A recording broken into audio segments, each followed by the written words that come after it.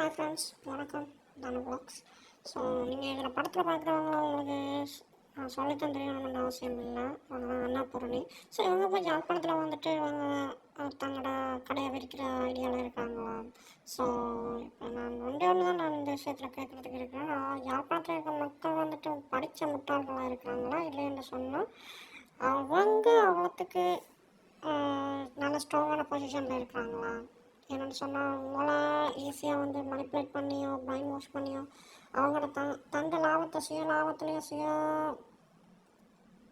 வருமானத்தை ஈட்டிக்கொள்றதுக்கு எங்களை யாழ்ப்பாணத்தை பயன்படுத்துகிற அளவுக்கு எங்கள் யாழ்ப்பாண மக்கள் இன்னும் அவ்வளோ மூட நம்பிக்கையில் ஊறி போய் காணப்படுறாங்க. இல்லைன்னா அடுத்த இந்தியா போல் எங்களோட யாழ்ப்பாணத்தை ஆக்கிற பிளானில் இருக்காங்களா? ஸோ மக்களை சிந்திங்க.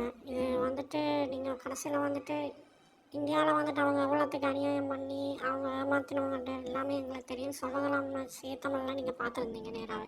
ஸோ எங்களுக்குன்ற ஒரு கலாச்சாரம் இருக்குது, எங்களுக்குன்ற ஒரு கல்வி முறை இருக்குது, எல்லாமே இருக்குது. ஸோ அவங்கள விட்டுட்டு ஏன் நீங்கள் வந்துட்டு இன்னும் இவங்கள மறுபடியும் நீங்கள் வந்துட்டு தொடர்றீங்கன்னு எனக்கு தெரியலை. ஸோ இந்த கொஷனுக்கான ஆன்சரை நான் உங்கள்கிட்டயே கேட்டுக்கொள்கிறேன். நீங்களே எனக்கு தெரிஞ்சுக்கொள்ளுங்க. உங்களுக்கு கமெண்ட்ஸில் எனக்கு சொல்லிக்கொள்ளுங்க. ஓகே.